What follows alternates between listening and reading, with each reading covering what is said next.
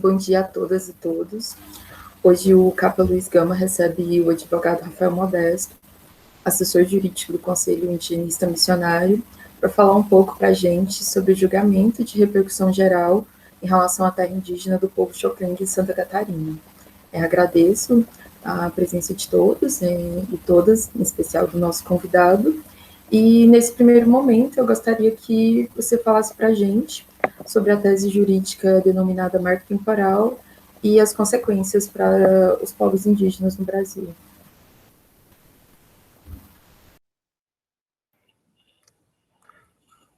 Olá, bom dia a todas, todos, para quem está acompanhando aí essa conversa.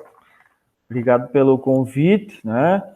Que é importante a gente usar de todas as ferramentas, todos os espaços para poder difundir esse tão importante debate que está acontecendo, que se iniciou já no Supremo na quinta-feira passada, né? E que continua nessa quarta, amanhã deve se estender para quinta-feira, e achamos nós até que seja possível que na próxima semana retome a discussão sobre o caso Ibirama Lacranon, do povo Xoclen, Santa Catarina, né?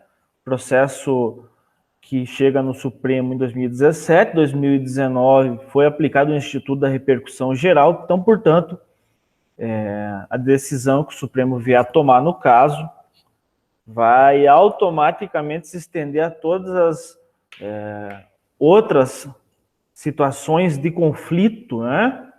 E de disputa por terra, por demarcação, por posse de áreas de tradicional ocupação indígena, certo? Então, tem vários elementos aí no cenário político que podem implicar numa interrupção do julgamento, numa suspensão do julgamento, perdão, ou um pedido de vistas aí, quem sabe de um dos ministros do Supremo, né? Nós estamos numa expectativa boa, sim, dado os últimos sinais que o Supremo tem dado em posições individuais dos ministros, ou mesmo colegiadas, ou até, quem sabe, em entrevistas concedidas em correios de comunicação. Então, na nossa análise, olhando os últimos sinais e os acenos que os ministros têm dado aos indígenas, temos aí uma análise otimista com relação ao julgamento e à manutenção da vontade do constituinte originário, desde o texto constitucional, né, no artigo 231 e 232 em especial, e aí que regula o instituto, né, ou estatuto mesmo, jurídico constitucional das terras indígenas, né? Então, obrigado pelo convite para a gente poder conversar um pouco aqui, difundir um pouco das nossas ideias, do que a gente defende no processo. Eu sou advogado do CIMI, o Conselho Indigenista Missionário, ligado à Conferência Nacional dos Bispos do Brasil, portanto, né, a CNBB, e advogado do povo Xoclen no processo, né? O povo que... esse processo teve início lá em 2007, e ele, desde então, tramitou na Justiça Federal de Santa Catarina, primeira instância, foi para o Tribunal da Quarta Região. É uma ação possessória, portanto, uma ação de reintegração de posse movida pelo Instituto do Meio Ambiente, que é ligado ao governo de Santa Catarina, e a sentença de primeiro grau mantida pelo Tribunal da Quarta Região foi pela reintegração de posse contra os indígenas e a devolução das terras, daquele trecho de terra, que é um trecho pequeno, de uma área de preservação ambiental chamado Parque dos Sassafrás, devolução dessas áreas para o Instituto do Meio Ambiente. O processo passa pelo STJ e vem para o Supremo, né? Vem para o Supremo, então, em 2017. Como eu disse, 2019, conhecida a repercussão geral, desde lá, a unanimidade, inclusive, vale dizer, pelo plenário do Supremo, e desde então vem essa luta constante pela celeridade, vamos dizer, da entrega, da prestação jurisdicional, da resolução do conflito, né? Pelo Supremo. E, claro, a gente viu a pauta vindo ali em outubro do ano passado, movimentações desde maio, junho, para que o processo do ano passado, né, quando o processo já estava maduro, preparado para julgamento. Então, parece que uma intenção dos povos indígenas e dos seus aliados e da própria sociedade mais organizada, né, no sentido de que o Supremo teria que julgar rápido o processo para resolver o conflito o mais breve possível, e um movimento do outro lado, dos ruralistas, no sentido de tentar atrasar o julgamento, mesmo com uma situação favorável aos indígenas, processual favorável aos indígenas, que é a suspensão dos processos judiciais, ou seja, as possessórias e as anulatórias de procedimento de demarcação, onde os indígenas nas instâncias inferiores sempre perdiam, né? E a suspensão do parecer 01 da AGU, que institucionalizava a famigerada tese do marco temporal, não é? Fachin suspende o parecer 01 a pedido do povo Xoclen no processo do ano passado. Então, a situação processual no momento, com as cautelares, é favorável aos indígenas, mas mesmo assim o outro lado ainda pretende interromper ou manter a situação estável como está, mesmo negativa, para impedir o julgamento. Como estratégia, a gente tem visto nos últimos dias, saiu uma matéria essa semana,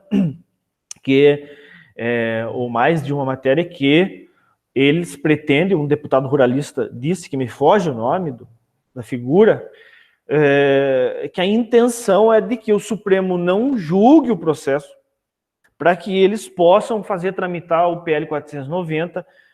Tem, entre outros, né, o PL 490 tem um conjunto de processos legislativos apensados que tem como perspectiva aprovar ou institucionalizar por meio de lei ordinária a tese do marco temporal, entre outras maldades, não é? Como exploração de terras indígenas, mudar procedimento administrativo, que hoje vigora o decreto 1775 de 96, que já burocratizou demais o procedimento administrativo de demarcação. Contudo, agora é uma briga para manter pelo menos isso, né? Então, inclusive, nesse PL tem a flexibilização de contato com índios isolados, né? Ou a retomada pela União de áreas reservadas aos indígenas lá atrás, se esses indígenas vierem a perder traços que são próprios de sua cultura, como se isso fizesse com que eles deixassem de ser menos índios, né? Então, feitas essas considerações, eu acho que a gente pode entrar depois um pouco mais em cada situação. Eu queria fazer um resgate um pouco, muito brevemente, da legislação, para a gente ver as categorias e os conceitos que o artigo 231 e o 232 carregam, né, que a gente vai ver lá num estudo feito por Mendes Júnior, com base no Alvará Regis de 1680. Esse Alvará Regis de 1680, ele regulava a segurança, vamos dizer, ou dava segurança aos indígenas para sua manutenção nas áreas que ocupassem naquele período, né? Lá em 1680. Então, por meio do Alvará Regis de 1680, as áreas ocupadas pelos indígenas seriam mantidas. E a distribuição pelas sesmarias não poderia sobrepor ou abranger essas áreas que os indígenas ocupavam. Então, esse é um marco muito importante na história brasileira, que a gente vai ver transparecer ou ser analisado, esse período, ou essa legislação, em dois momentos, momentos bastante posteriores, não é? Que a gente vai ver um pouquinho muito rapidamente depois. Mas a gente passa o período colonial, né? A gente entra no período da monarquia brasileira, a partir de 1922, o Vilmar não tinha visto ainda.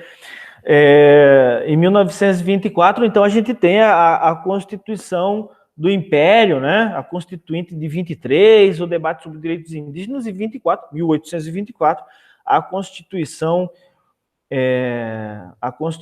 Imperial. Né? E o Alvará Regis ele não foi revogado. Não foi revogado, e depois nós tivemos toda a disputa E claro que a colonização não conseguia chegar em determinadas regiões, que a fronteira agrícola, depois com a sua expansão no início do século passado, ela avança para o norte, né? Aí a gente tem um grande problema, que é o que, quem sabe, a gente enfrenta mais hoje, né? Que é o período mais violento. Professor Cleuton, prazer, professor, saudade do senhor. Acho que o Cleuton entrou agora, não foi? Então, daí, então, né, a gente passa ali pelo período da Lei de Terras e o decreto que veio regular depois também, e não revoga o Alvará Regis de 1680 e mantém, então, essa estrutura de garantia que os indígenas já tinham de se manter nos seus territórios de ocupação tradicional, histórica, imemorial, um termo que a Constituição de 88 rompe, não é? Para criar o conceito de direito originário e de ocupação tradicional. Mas então esse período é importante porque na história brasileira o direito dos índios regulado desde 1680 é mantido. E adiantar, né? Adiantar desde já para dizer que o Alvará Regis até hoje nunca foi revogado. Tanto que a Constituição de 88 carrega os seus conceitos, as suas categorias, as suas perspectivas de manutenção da estrutura cultural do território, né? Tem um professor, um juiz de direito, que é o professor André Augusto Salvador. Eu faço campanha desse livro, que é magnífico, que ele trata da perspectiva dos direitos humanos, o direito dos povos indígenas, e trata do direito à multiplicidade ontológica, a partir da resistência tupinambá, né? De dizer ali da necessidade da demarcação das terras e a garantia da estrutura territorial para reprodução física e cultural, né? Porque se você tira a terra, você tira tudo, você vai tirar a língua, as crenças e tradições, os usos e costumes, e toda essa estrutura que eu menciono, que é parte do sistema cultural de cada povo, de cada etnia, né? Então, por isso que ele chama de multiplicidade ontológica, são múltiplas ontologias, não é? Porque cada povo tem seus sistemas jurídicos, culturais, econômicos, sociais, né? E ressaltar em especial seus sistemas jurídicos, né? Cada povo tem seu sistema jurídico, então, com capacidade plena e respeitada pela Constituição Federal de 88, quando traz ali a organização social, respeito à organização social, para dizer que o sistema jurídico dos índios é respeitado e que a própria Convenção 69 também diz que, se acaso a comunidade, porventura, considerar ilícito determinada ação, ou omissão, ou reação de uma pessoa indígena, parte da comunidade, a própria comunidade pode punir, né? E um parêntese, fazendo um baita parêntese, né? Tem um caso espetacular de Roraima, um caso de homicídio, que o indígena matou o outro, e esse índio que foi morto tinha família, tinha filhos, e foi instaurado o procedimento comum aí para punição no nosso sistema jurídico, e a margem, ou a parte, que nem seria a margem, porque virou o principal processo, foi instaurado na comunidade entre os Tuxaua, no Conselho de Tuxaua, um procedimento de punição, e o indígena foi punido. Só que a pena é, de fato, ressocializadora aplicada pelo Conselho de Tuxaua, porque a pena era ajudar a construir uma casa para a viúva, morar na comunidade do indígena que foi assassinado, aprender a língua da outra comunidade indígena, que era outro povo, ter terra para trabalhar, não comercializar peixe sem autorização do Tuxaua, entre outras, de fato, ressocializadoras por um período de 5 anos, e constantemente, então, o Conselho de Tuxaua avaliaria o cumprimento da pena e poderia diminuir acaso o indígena tivesse cumprindo devidamente de acordo com o que foi estabelecido. Então, de fato, essa é uma pena ressocializadora, inclusive aprender determinadas importantes questões de outra cultura, inclusive a língua, né? Então, vejam bem para vocês verem, o nosso sistema, se esse indígena fosse jogado no nosso sistema carcerário, o que deveria ficar preso 10, 12 anos, né? e muito provavelmente ter que assumir um lado dentro do presídio nessa disputa entre as organizações criminosas. As organizações criminosas, inclusive, estão invadindo as terras indígenas para exploração de ouro e outras riquezas naturais que porventura existam nessas áreas, não é? Então, passando pela legislação colonial, imperial, lei de terras, a gente chega num período muito importante da história, né? Que é a Constituição Republicana de 1891. Por quê? E isso aparece nos julgados mais recentes do Supremo e é uma forma de resolver o conflito que repele a tese do marco temporal, né? Então a gente chega num período mais próximo. O que a Constituição Republicana de 1891 fez? Transferiu a propriedade das terras, melhor dizendo, as terras devolutas para a propriedade dos estados federados. Então, as terras que estavam aí à deriva foram transferidos para os estados. O que os estados fizeram? Venderam, entregaram essas terras para a colonização, fizeram doações, ou venderam a preço de banana.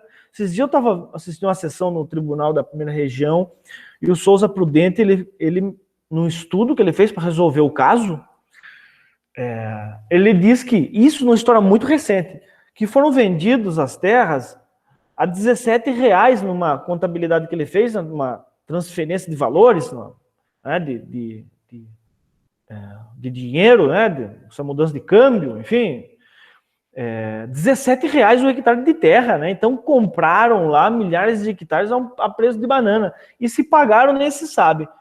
E isso é uma situação, mas tem muitas que são de doação.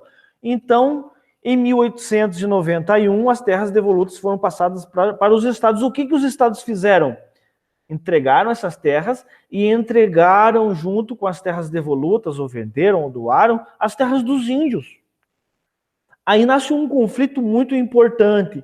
Guirarocá, que é uma terra indígena dos Guarani Kaiowá do Mato Grosso do Sul, em disputa no Supremo, que foi anulada a demarcação, a portaria declaratória em 2014. E aí agora tem uma ação rescisória que nós entramos e foi conhecida a unanimidade no agravo, depois de não ter sido conhecida. E o Supremo acena para rever a tese do marco temporal aplicada pela segunda turma de 2014, né? Esse caso dos Guarani Kaiowá de Guirarocá e de todas as comunidades indígenas dos Guarani Kaiowá, que são muitas, no Mato Grosso do Sul, o estado do Mato Grosso, à época Mato Grosso ainda, não tinha divisão entre o Sul e o Mato Grosso do Norte, né? O estado do Mato Grosso pegou as terras devolutas e entregou para a colonização. E também pegou as terras indígenas junto com as devolutas e entregou para a colonização. Então, antes dos indígenas serem retirados, muita gente já tinha título de propriedade sobre essas terras. A verdade é que o Mato Grosso do Sul não tinha terra devoluta. Tudo ali é Guarani Kaiowá. É Guarani Kaiowá, Guarani Inhandeva, porque Guarani Kaiowá são dois povos, né? Guarani e Kaiowá. Então, tem essa junção aí, mas existe uma separação. Salvo engano, o Guarani é um povo mais do litoral, de áreas mais abertas, quem sabe, e os Kaiowá é justamente o que denomina esse povo, é que é povo do mato, né? Povo das florestas. Então, esses povos que hoje é um povo só, mas porque o branco fez isso, teve suas terras entregues para a colonização. Lá atrás tinha uma companhia chamada Mata e Laranjeira, né? E o Estado entregava, às vezes entregava para as terras dos índios para exploração numa forma de arrendamento e depois titulava, e os indígenas permaneciam ali, às vezes escravizados, torturados, mortos, né? Então, até hoje em dia, a gente vai ver que os indígenas, como forma de resistência, ficavam nas fazendas, no fundo das fazendas, morando e trabalhavam como peões. Para quê? Para manter a relação tradicional com a terra, com o cemitério, com acidente geográfico sagrado. Os Guarani Kaiowá são um povo de resistência religiosa extremamente forte, não é? Então, o cemitério para eles é um elemento extremamente sagrado. Então, esse parece que gerou o grande problema que o Supremo tem que resolver hoje. A entrega das terras devolutas e, junto com elas, as terras indígenas, sendo que a Constituição de 1891 determinou a entrega para os Estados Federados somente das terras devolutas, mas nunca as dos índios, né? Então, recentemente, até o ministro Edson Fachin, em 2020, no julgamento no Supremo, ele diz, com outras palavras, olha, se a gente tem um marco temporal, ele é 1891. Por quê? Porque justamente aí foi regulado o elemento territorial, ou seja, a entrega das terras passíveis de colonização, mas não as dos índios. Então tem que ver se naquela data os indígenas estavam ocupando as terras. Se estavam ocupando, não era devoluta. Se não estavam ocupando, vamos estudar e ver por que não estavam ocupando. Porque se foram expulsos antes de 1891, essas terras não deixaram de ser indígenas porque eles só não ocupavam porque estavam impedidos de ocupá-las, porque foram expulsos daquelas terras, né? Então, gente, depois de 1891, um detalhe importante, no início do século passado, inclusive, que é o caso do povo Xoclen, o Serviço de Proteção aos Índios, foi criado em 1912, isso mesmo, porque em 1914 a terra do Xoclen foi demarcada, né? Sem critério técnico nenhum, apenas para resolver um conflito. Então foi uma demarcação política. Falaram, aqui é terra dos Xoclen, então para resolver o conflito, vamos resolver. E esse período o mundo inteiro estava de olho no Brasil, inclusive uma matéria de jornal esses dias, preocupado com a situação. Então, para o Brasil ficar menos exposto ao olhar do mundo, demarcou a terra do Xoclen, criou serviço de proteção aos índios. E aí o Mendes Júnior, nesse mesmo período, Mendes Júnior foi um professor, foi apossado ministro do Supremo, salvo engano, em 1917, foi ministro do STF. Ele criou, então, a tese do indigenato. O termo indigenato vem lá de Aristóteles, não fui mais a fundo para estudar, mas é para dizer que existe a ocupação primeira, legitimada, e a segunda posse, né? Então, os indígenas eles têm uma ocupação que é congênita, uma posse inata, né? E ela não está sujeita à segunda posse, portanto, à titulação dessas terras. Então, é isso que significa mais ou menos a tese do indigenato, que se contrapõe hoje no Supremo do marco temporal, né? Daí, então, o Mendes Júnior vai estudar e buscar os conceitos lá no Alvará Regis de 1680, que já reservava as terras dos índios, e constrói esse pensamento, essa ideia, esse conceito de indigenato impregnado na nossa Constituição vigente, não é? Então, o Mendes Júnior ele resolve um baita problema lá atrás com relação ao Estatuto das Terras Indígenas. E aí, gente, esses conceitos vêm aparecer. O direito indígena à terra, ele vem pela primeira vez ser regulado em 1934, na Constituição de 1934, tanto que tem gente que fala que se tiver um marco temporal, não é 88, não é 1891, mas teria que ser 34. O próprio Jobim, né, que foi ministro também ministro de Justiça, ministro Supremo, defendia que o marco temporal tinha que ser em 34. Já vimos casos de anulação de demarcação com a aplicação do marco temporal na data de 1934, não é? Não admitimos também essa tese, porque a gente defende o direito originário. O que vai definir o direito originário? A ciência antropológica, que conta com o método próprio.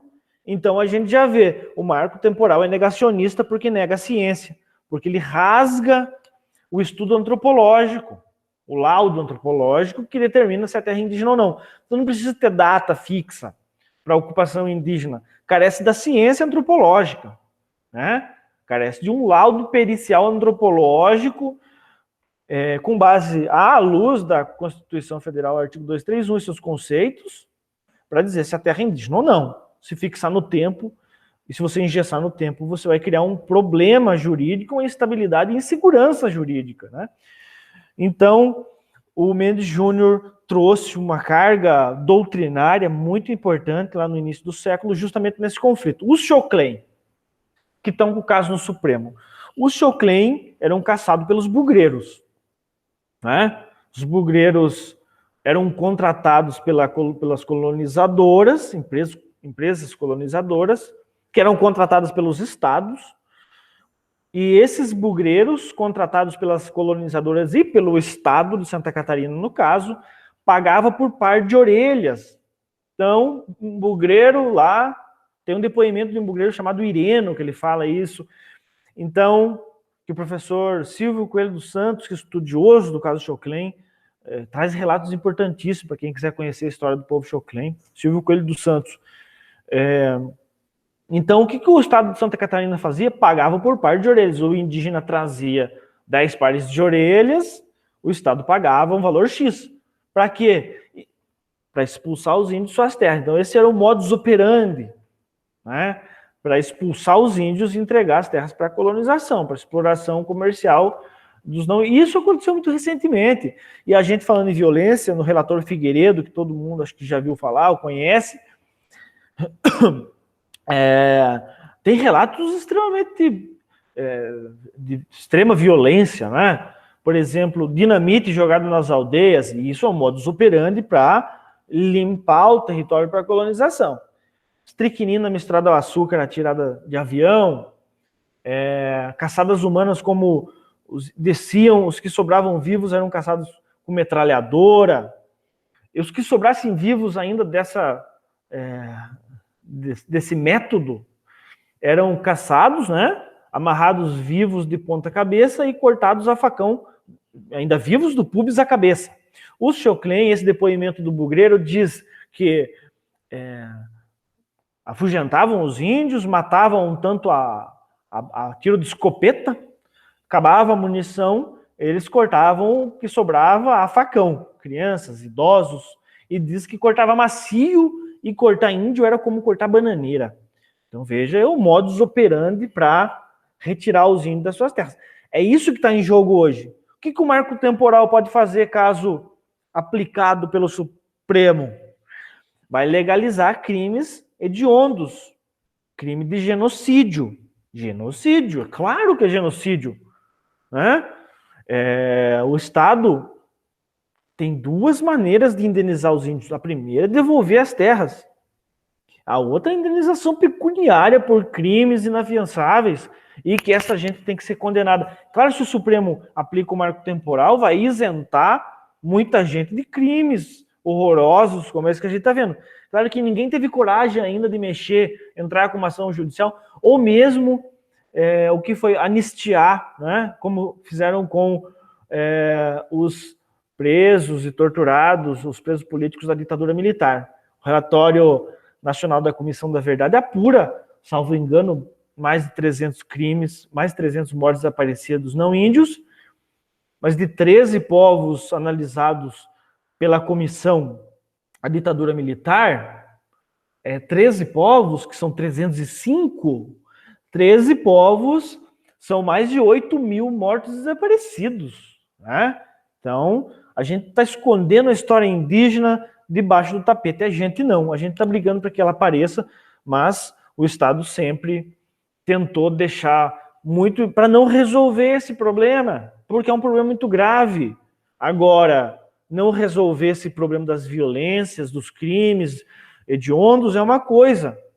Agora, impedir a devolução de parte das terras de ocupação tradicional é outra situação extremamente degradante, que seria o mínimo, né? Seria o mínimo. Agora, o impacto das demarcações, saiu no Estadão, um estudo esses dias aí, bandidagem até, pode dizer que o impacto na produção, claro que os caras estão produzindo commodity, à torta e à direito, com muito veneno, com muito agroquímico, acabando com o cerrado, acabando com a Mata Atlântica, o que sobra dos biomas, com a Amazônia, né? Querem avançar aí nesse projeto do Matopiba no Cerrado, Maranhão, Tocantins, Piauí, Bahia, né, plantar soja em áreas de proteção ambiental, gera commodity, sim, mas vai comprar 1 litro de óleo, para onde que está indo tanta produção, né? Para onde que está indo tanto dinheiro?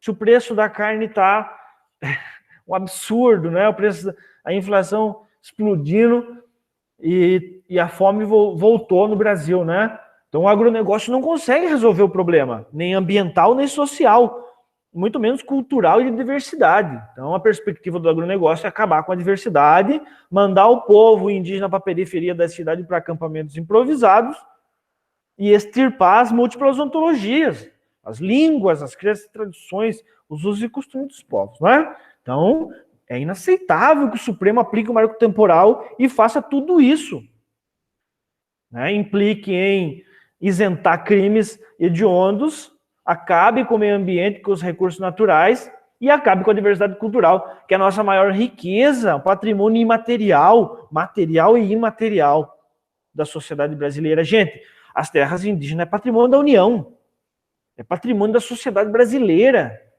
não é? Então, entregar para a iniciativa privada é perder patrimônio e deixar uma meia dúzia de gente ainda mais rica.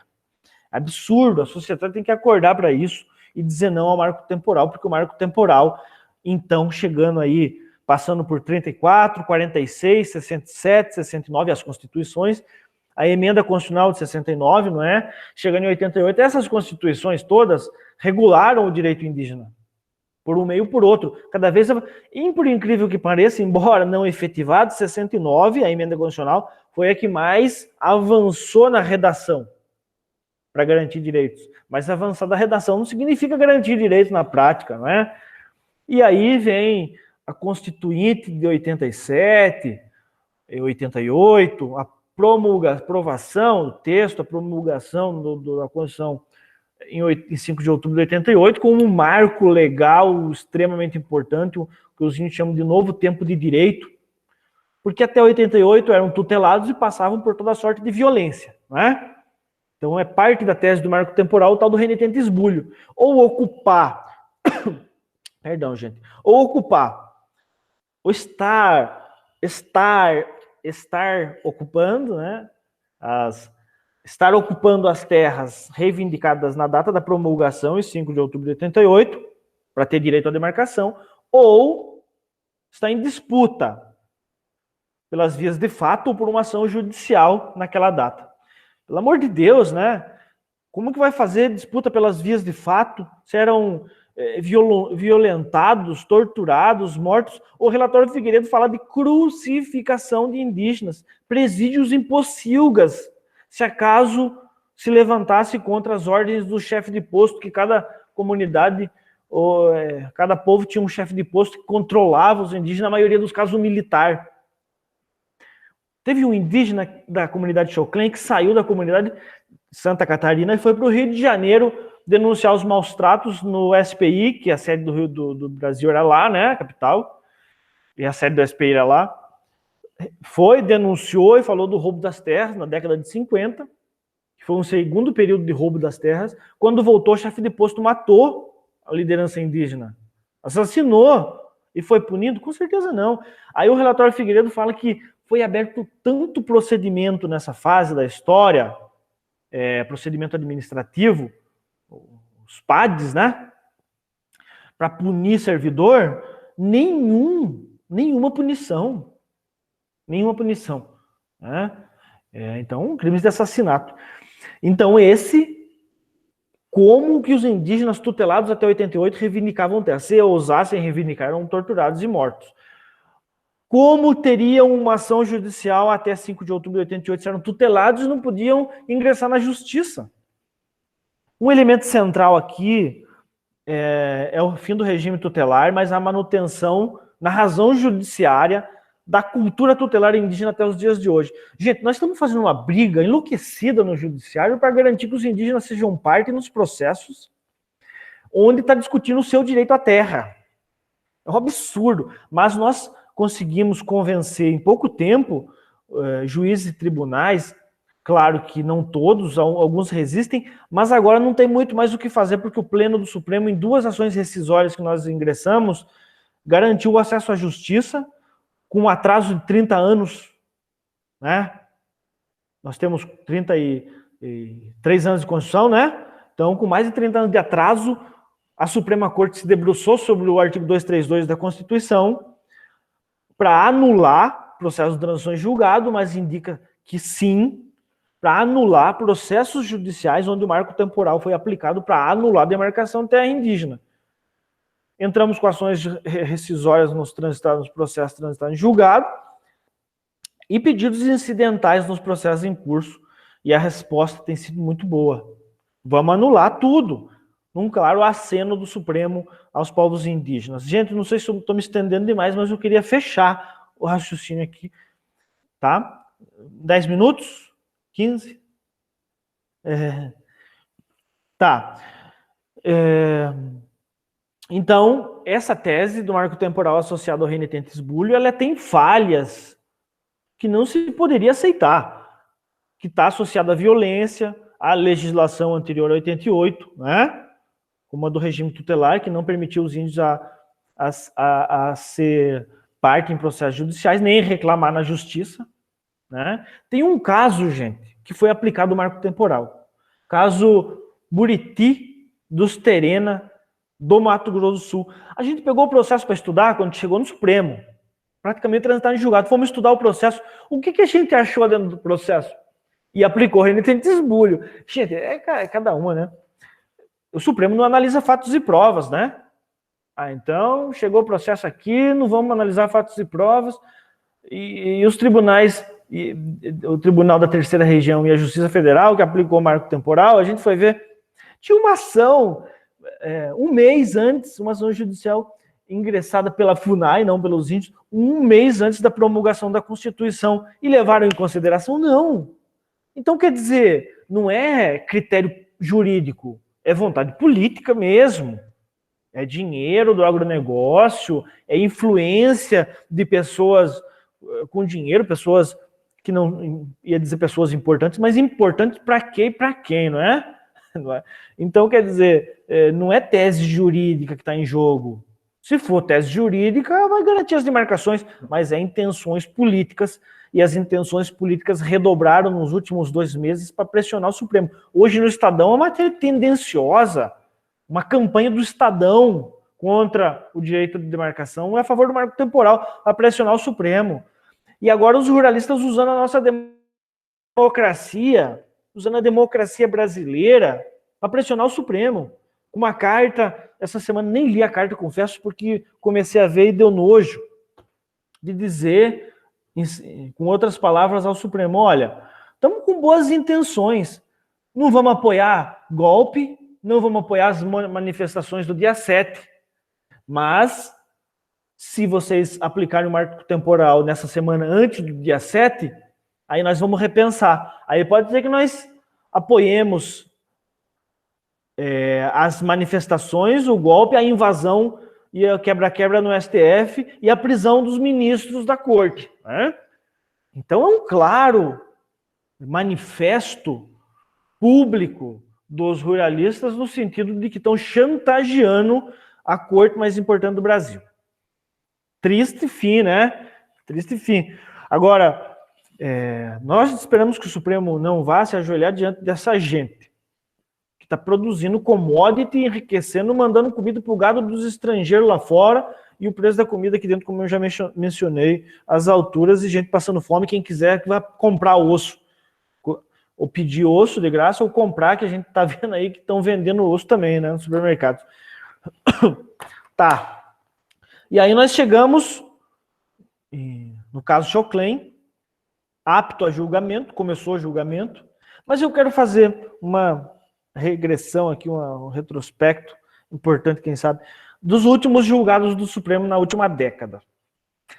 Nós vimos o caso Raposa ser julgado, o caso Pataxó no mesmo período, no final da década de 2000.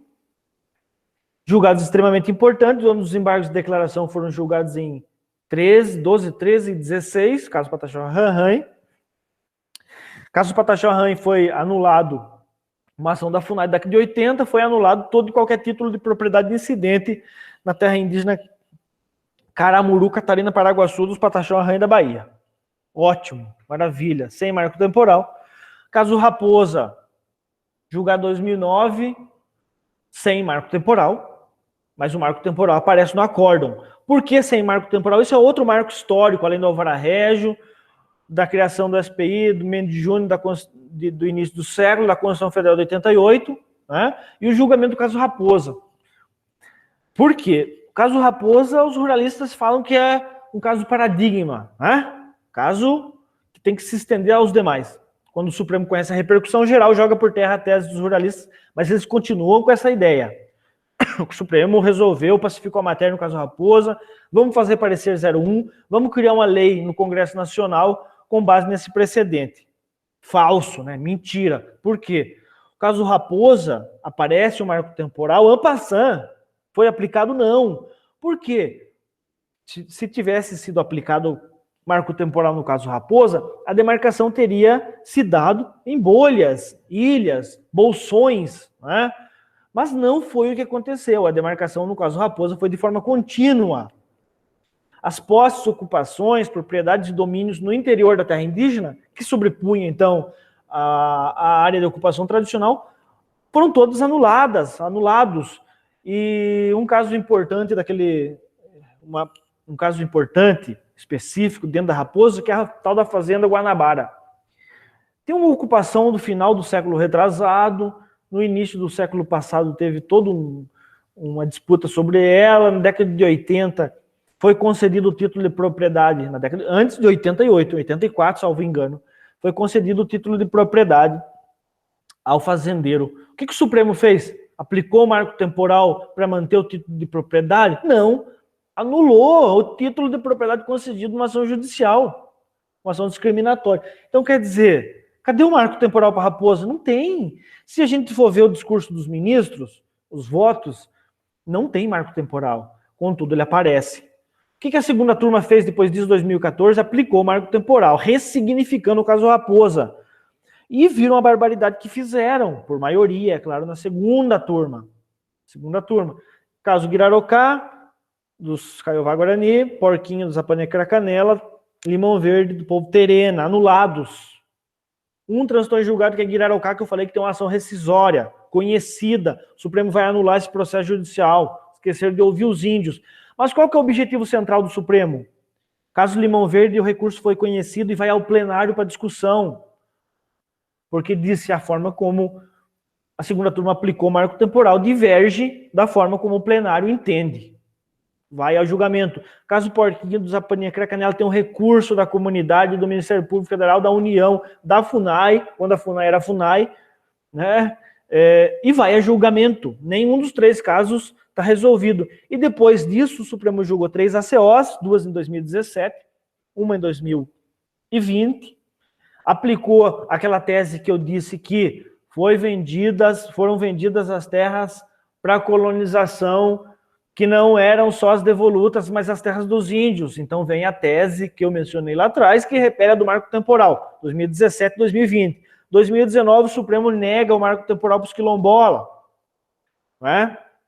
Então o Supremo suspende qualquer aplicação de marco temporal e aplica a tese divergente de 2014 para cá, dado o marco temporal, acenando aos povos indígenas, acenando à Constituição Federal, acenando à vontade do Constituinte de 88, acenando para Mendes Júnior, acenando ou buscando fundamentos no Alvará Régio de 1680 para regular o Estatuto Jurídico Constitucional das Terras Indígenas, né?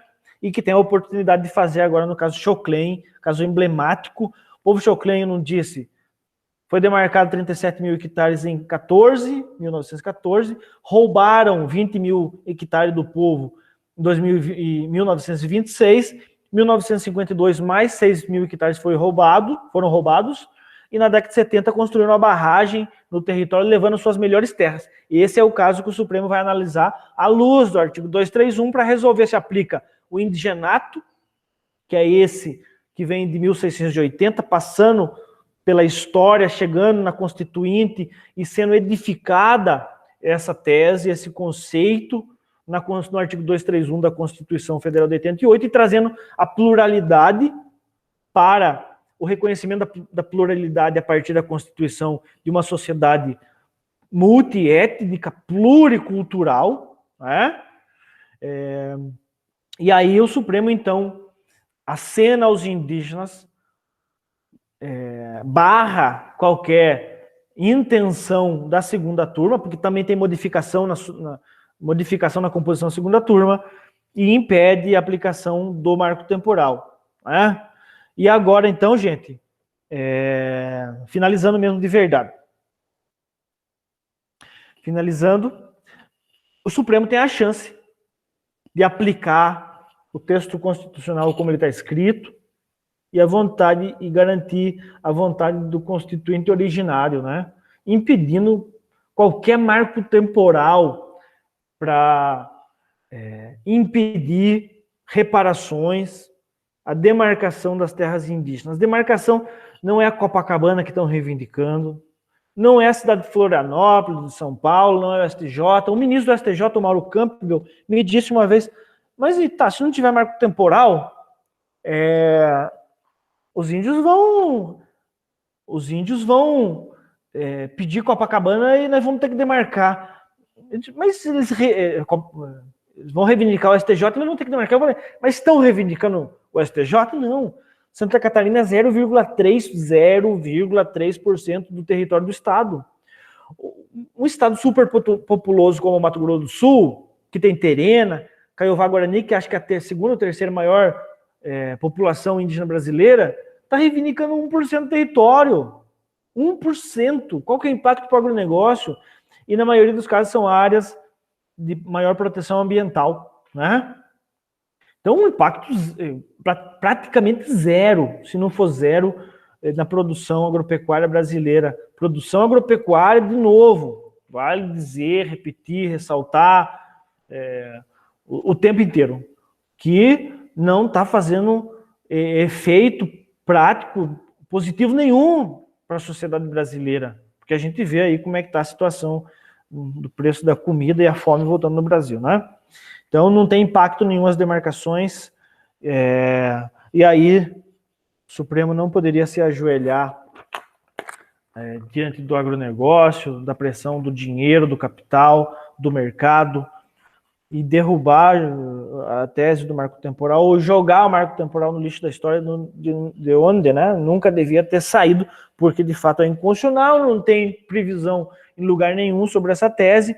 A previsão que existe é a tese do indigenato, como ficou fixado no caso Raposa, um direito inato, congênito, anterior a qualquer outro, e os títulos de propriedade que porventura existam, o parágrafo 6º da nossa Constituição resolve, anula e diz que os ocupantes só têm direito às benfeitorias de boa-fé. Se quiserem indenização pela terra nua, eles que se resolvam com a União, que os indígenas não têm nada a ver com isso, né? Existe um projeto de lei de uma PEC que passou no Senado já em 2 turnos, está na Câmara, PEC 71, que discute sobre as indenizações.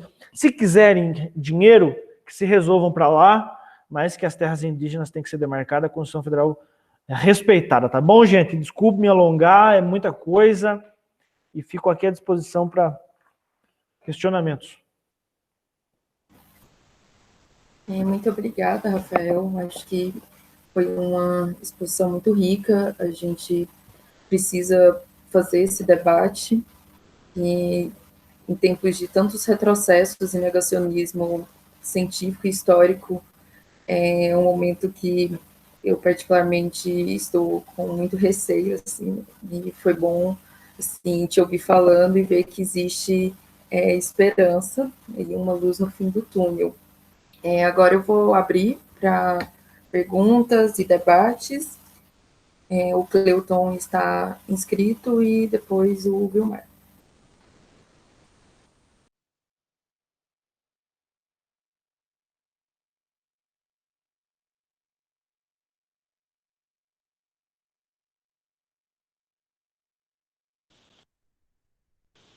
Oi.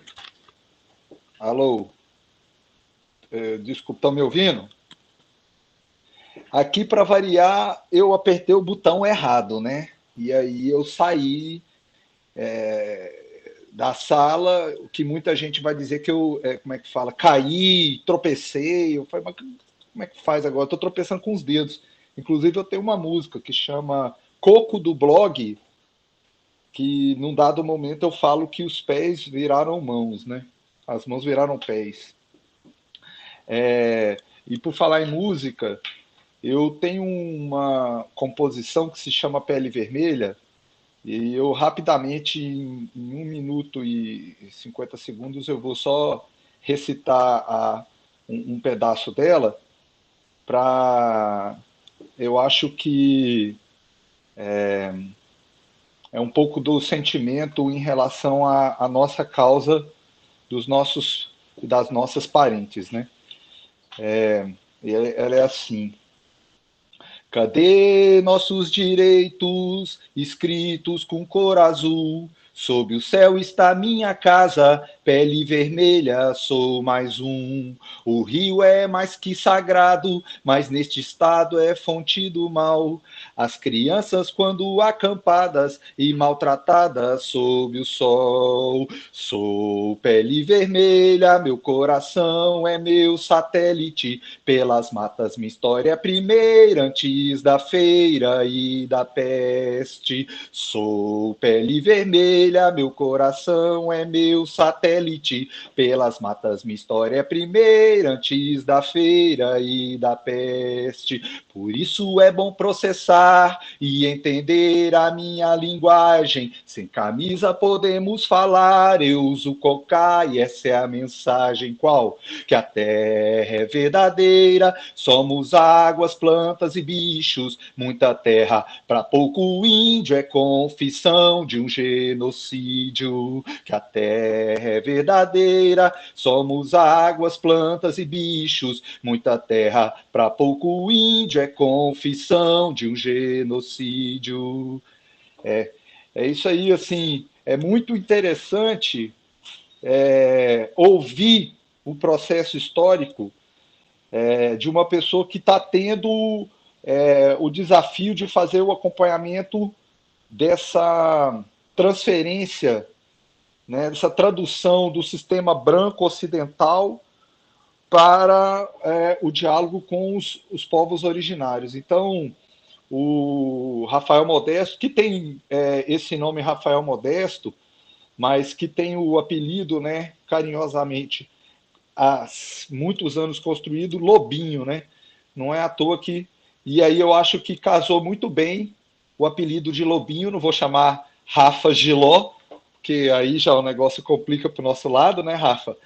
Mas é o nosso querido Lobinho. Então, parabéns, Lobinho, pela sua atuação. Eu já te encontrei tantas vezes, né, nessas caminhadas, e é muito bom para mim, para minha mística, né, e para o grupo, esse jovem grupo de advogadas e advogados, né, independente de estar num grupo, vivendo a sua história, seus desafios, suas dificuldades, esse momento remoto, mas é muito bom, cara, ver você trazendo aí esses elementos históricos do direito, né, fazendo uma arqueologia aí jurídica do direito ocidental e também fazendo essa relação com o direito indígena, né? Vamos dizer, posso dizer isso? Ou as relações indígenas, né?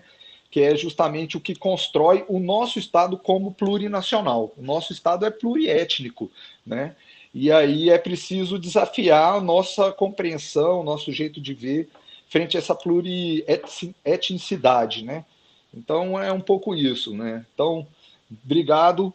Me delonguei, mas teve bom que gravou, porque eu não gravo minhas músicas e uma hora tem que gravar e aqui pelo menos registrou essa pele vermelha. Ela no violão é porradona.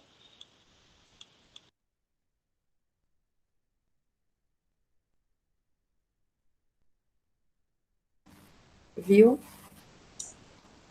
Oi, bom dia. Estão me ouvindo? Não, acho que é agradecer, né, pelas contribuições que o Lobinho, o vulgo Rafael Modesto, trouxe aí para a gente. Não, é uma questão que eu estava refletindo, né, nos últimos dias, que seria a respeito dos impactos que esse julgamento, né, esse possível julgamento dessa tese do marco temporal, enfim, os impactos que isso poderia ter no PL 490 de 2007. Eu não sei se a estratégia seria, se a estratégia do agronegócio seria atrasar para eles tentarem passar esse projeto de lei, mas caso seja julgado, né, caso seja favorável ao nosso entendimento, ao que você trouxe, os impactos reais, se vocês fazem essa avaliação, enfim, seria mais nesse sentido. Obrigado.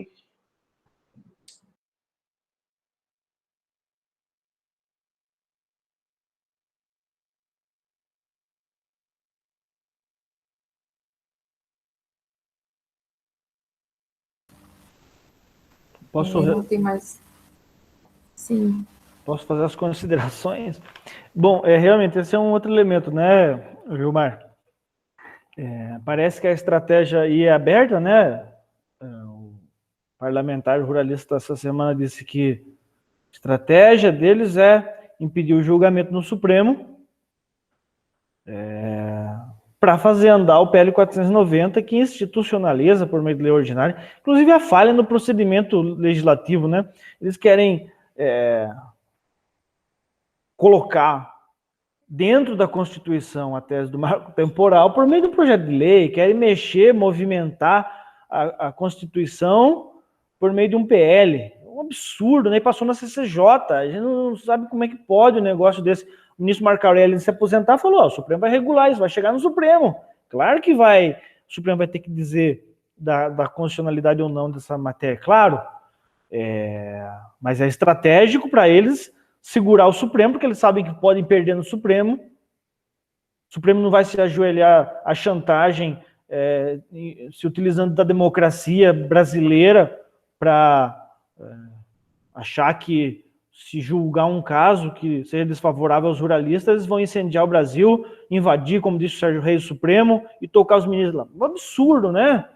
A sociedade brasileira não vai permitir golpe, não pode permitir golpe. O Supremo também vai ter que punir essas pessoas que estão ameaçando. Agora, a estratégia deles está clara, não deixar o Supremo julgar, possível que venha um pedido de vistas aí de algum ministro que seja intencionado ao marco temporal, sentar em cima do processo e permitir que a Câmara, o Congresso, né, a Câmara e o Senado construa esse projeto de lei, faça aprovar, e o presidente da República, aliado dele, sancione. Bolsonaro está dizendo agora que tem dois poderes, né? O judiciário está corrompido.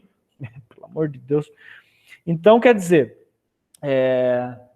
agora, se o Supremo julga e determina que não tem marco temporal, que ele é inconstitucional, e nós avançamos muito numa tese. E o ministro Fachin adotou no voto dele a tese de que o direito indígena é cláusula pétrea, é um direito fundamental, e, portanto, pela barreira da imutabilidade do artigo 60, parágrafo 4º da Constituição Federal, o direito indígena não pode ser movimentado, mexido por meio de projeto de lei, ou seja, o Constituinte Reformador está impedido de fazê-lo. Aí o Fachin coloca no voto dele, o Barroso, numa entrevista ao Globo, disse que o direito indígena é cláusula pétrea, agora, recentemente, o Fux, além de dizer que o Brasil não avança no respeitar os direitos indígenas, também disse que o direito indígena é cláusula pétrea. Portanto, se o Supremo dizer que é cláusula pétrea, isso assusta o outro lado, eles não podem mexer no direito indígena no Congresso Nacional. O Poder Reformador está impedido de fazer. Mas é isso a estratégia, né? Aprovar. Agora, aprovar o PL 490 do jeito que ele está, né? Pode ser que eles aprovem de hoje para amanhã. Eles estão nadando de braçada no Congresso, o Centrão tomou parte do governo Bolsonaro, né? O governo Bolsonaro que dizia que o Centrão é corrompido, que é tudo bandido, agora está dizendo aí, agora levou para dentro dos seus ministérios da Casa Civil o Centrão, né? Negociar vacina, negociar propina. Então, o Centrão tomou de conta aí. E pode aprovar, como eu disse, o PL 490, mas no final das contas, né, Vilmar? O Supremo vai acabar vai acabar analisando a constitucionalidade ou a inconstitucionalidade desse caso. Caso eles não permitam julgamento, passem o projeto de lei. Quem vai dar a última palavra é o STF, eles querendo ou não, né? Uma das principais instituições brasileiras, o sistema judiciário, por meio da sua mais alta corte, né? E ainda temos a Comissão Interamericana de Direitos Humanos, que o Brasil é signatário, o Brasil responde pelas condenações, lembrando o caso do povo Chucuru, de 2018, né? Condenação do Estado brasileiro, que foi cumprida pelo governo Bolsonaro. Agora, Vilmar, outra coisa, falando de impacto, o impacto do marco temporal nos indígenas, a gente está prevendo aí que metade da população indígena vai ser afetada. Seja comunidades e povos que reivindicam a demarcação, mas não tem nenhuma providência em órgãos oficiais do Estado brasileiro, no caso a FUNAI, às vezes tem no Ministério Público, reivindicação, né? Mas não tem na FUNAI, são muitas. O CIMI tem no relatório de violência, mas eu não me lembro em números. Essas áreas não, com os procedimentos não iniciados, 90% dos indígenas não estavam em 88, de acordo com o marco temporal, que é uma ocupação física e não tradicional. O marco temporal é civilista, a posse é física, não constitucional. Portanto, não carrega o conceito de posse tradicional. Que a posse tradicional é não estar fisicamente, mas ocupar de forma tradicional. Ter um cemitério, uma área de preservação ambiental, né? Tem um acidente geográfico sagrado importante para o povo, áreas de perambulação, de trânsito, rios, lugar de caça, lagos. Então é isso, é o conceito carregado no parágrafo 1º do artigo 231. Conceitos amplos, vastos, né? E categorias importantes. Agora, o impacto do marco temporal, né, por ser inconstitucional, é rasgar a Constituição Federal na prática. Agora, objetivamente, com relação às comunidades, é não permitir início de procedimento desse grande grupo e anular os procedimentos em curso, né, que não estavam na posse física em 88, mas posse tradicional, sim. É isso que tem que ser considerado, e o laudo antropológico vai dizer, como eu falei. Agora, tem uma parte das áreas que estão demarcadas, homologadas, registradas em cartório, registradas na Secretaria de Patrimônio da União. Essas áreas também vão sofrer impacto do marco temporal. Olha o caso do Limão Verde, que eu falei que foi julgado em 2014, segunda turma, anulado, tem recurso, vai ao pleno, mas não estava na ocupação física, mas estava na ocupação tradicional. O povo foi emitido na posse por oficial de justiça. Indenizaram as benfeitorias, pacificou. Então, o Supremo viu a tragédia que foi aplicar o marco temporal em 2014. Porque vai mandar esse povo para onde? Então, o marco temporal impacta as áreas já regularizadas e pacificadas. E o grande impacto, na verdade, é o prejuízo cultural. Vão mandar essa gente para onde? 4 mil, 5 mil indígenas de Limão Verde. Vão mandar para onde? Vão construir como diz os Guarani Kaiowá, traga um trator, faça um buraco bem grande e vai enterrar todo mundo aqui. Mas vai ser um suicídio coletivo. Nós vamos nos suicidar coletivamente. Né? Agora, tecnicamente, vão para as periferias das cidades, perder seus sistemas culturais aos poucos, vão para acampamentos improvisados na margem das rodovias, morrer atropelado como acontece. Suicídio é muito grande entre os indígenas porque racismo, preconceito, falta de terra para morar, ou jogados nas reservas artificiais, onde muitas vezes não era terra indígena, mas que são colocados clãs inimigos, como o Estado fez, dentro de uma mesma reserva para se matarem. Então o índice de suicídio e homicídio é muito grande, porque não tem psicológico que sustente morar em um hectare de terra para povo, para indígena. Não tem.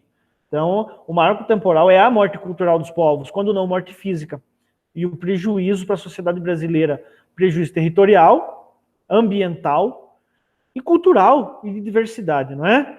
Então, o impacto da tese, famigerada tese do marco temporal, ela é terrível, desastrosa, né? Esperamos aí que o Supremo possa regular de uma vez por todas e dizer não a esse risco que nós estamos correndo, né? Pacificar a matéria e garantir as demarcações, como eu já disse, tá?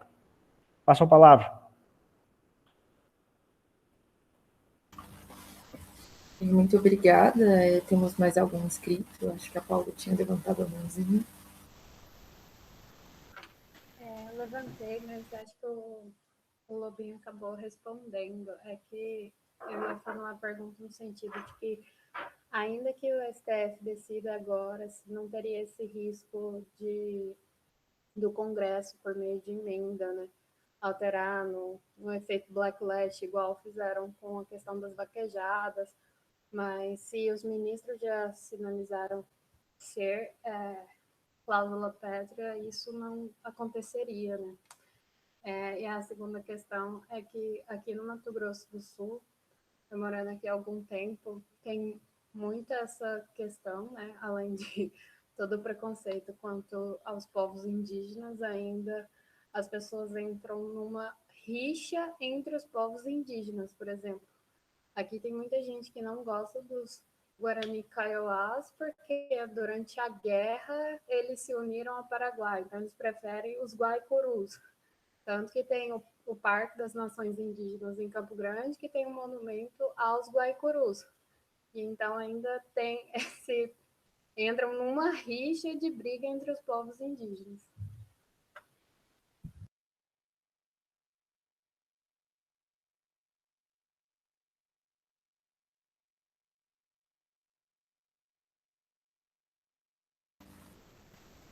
Quer comentar, Rafael, sobre o que a Paula falou? Eu estava muito baixo, eu estava respondendo a mensagem, mas fala da situação do Mato Grosso do Sul, né? O Mato Grosso do Sul tem uma área regularizada que é dos Cadiuel, né? Gente, o Mato Grosso do Sul é um negócio interessante, né? É um foco de disputa e de conflito com os Cadiuel, os Terena, os Caiová, Guarani Caiová, Guarani Andeva, tem Guarani, enfim, vai para a divisa com Paraná ali, né? Vários grupos étnicos. A Guerra do Paraguai tem um divisor de águas ali, foi um divisor de águas, né? Os Terena foram para o fronte, que no Brasil não tinha condição de fazer disputa e conhecia o território, né? Conhecia o território. Os Guarani estão no Paraguai, a língua Guarani é oficial no Paraguai, não é?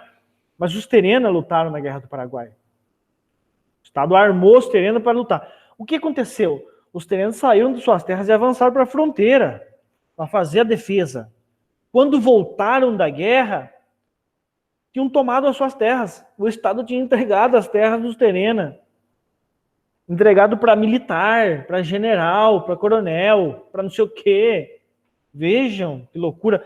Esses dias, na Assembleia Legislativa, acho que na gestão anterior, como é que chama isso? No direito constitucional, né? A legislatura, isso, né?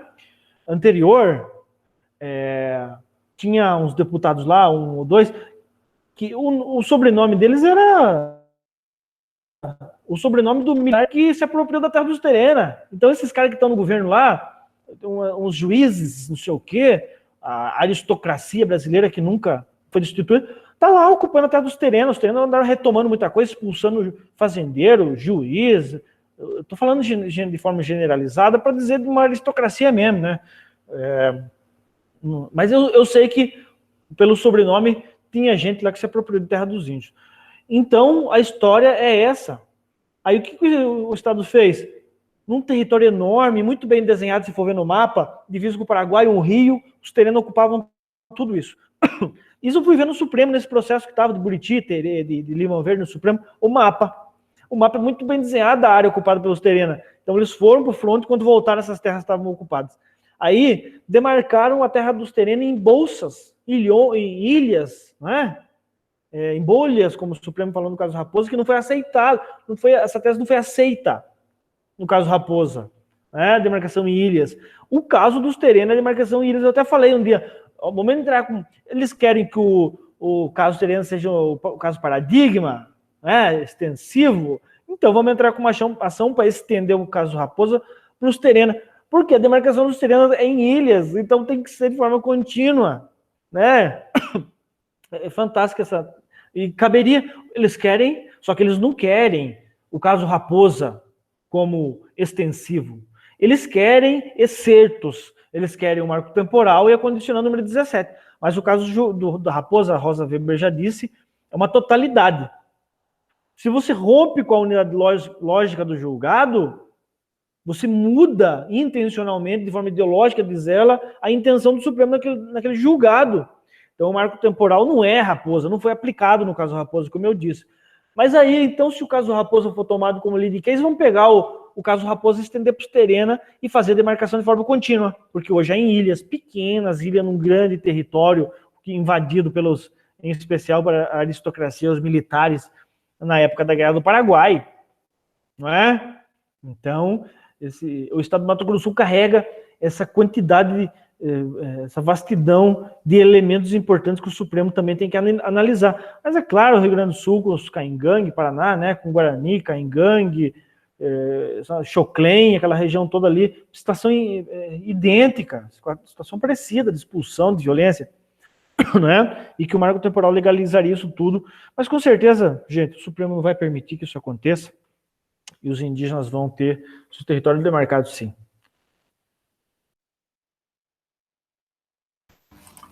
Obrigada. Eu gostaria de saber, assim, o que vocês veem, como ficaria a situação dos povos em isolamento voluntário caso a tese do marco temporal passe ou o PL 490. E, assim, a situação de todos os indígenas fica muito... fica prejudicado, né? E eu acho que, assim, não só do indígena, todo o povo brasileiro.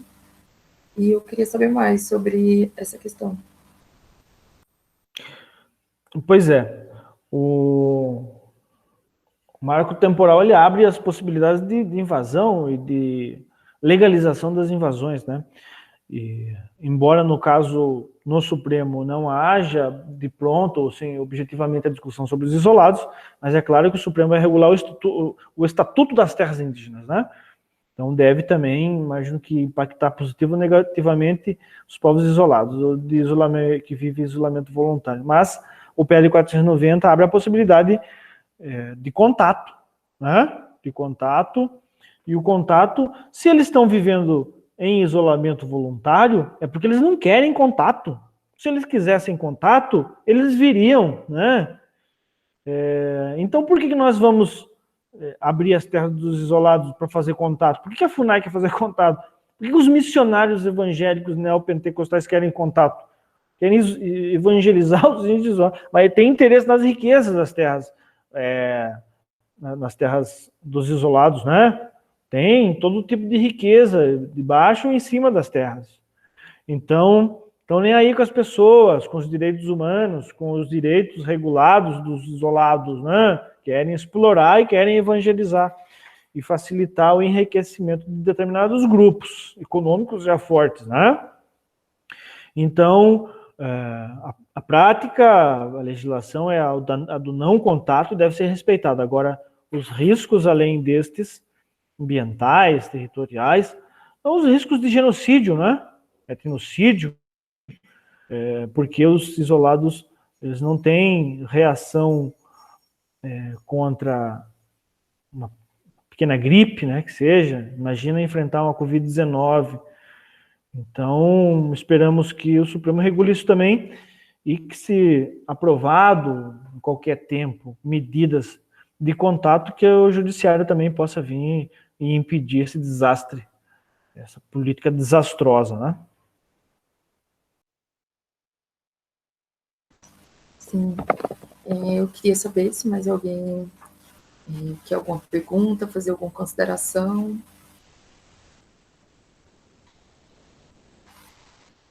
E então, se o Rafael também gostaria de concluir, eu acho que isso é um espaço assim, muito, muito importante mesmo, principalmente agora, né? E para a gente estar sempre, assim, nós advogados e advogadas estarmos além da questão crítica, estarmos também munidos da questão jurídica. Sim, apesar de nem sempre estar ao nosso favor, a gente pode usar também como uma ferramenta aí de luta. Então, eu passo a palavra para o Rafael. Agradeço muito a presença de todo mundo aqui. Eu sei que esse é um momento difícil, todo mundo com muitas atividades remotas, presenciais. É isso, gente. Bom, acho que foi no limite, né? Começamos às 9, 10h30, 1h30 combinada, né? Gente, agradecer o convite e ficamos à disposição quando precisar de qualquer coisa, até para participar de debates aí sobre o tema. Nós do CIMI agradecemos, né? O CIMI com certeza também fica à disposição quanto às questões atinentes aos direitos dos povos indígenas, né? Para intervenções e contribuições, o que é necessário. E acreditamos que são espaços importantes e pedir, né, à sociedade brasileira apoio para a gente derrubar o marco temporal, os campos acadêmicos, científicos, sociedade civil organizada, para que também possa exercer a civilidade, né, e pedir que o Supremo não admita qualquer tese restritiva como essa do marco temporal. Amanhã estaremos no Supremo, né, fazendo um enfrentamento, luta de convencimento. Inicia às 14 horas o julgamento, quem quiser acompanhar. São 39 sustentações, só amanhã esperamos, quer dizer, para esse julgamento. 4 partes com 15 minutos, a Missicuri que o Fux deferiu 5 minutos para cada, então a tarde inteira, amanhã são de sustentações. Quinta-feira continua o julgamento com a colheita dos votos, o voto do relator, e na sequência a gente vai saber o que vai acontecer.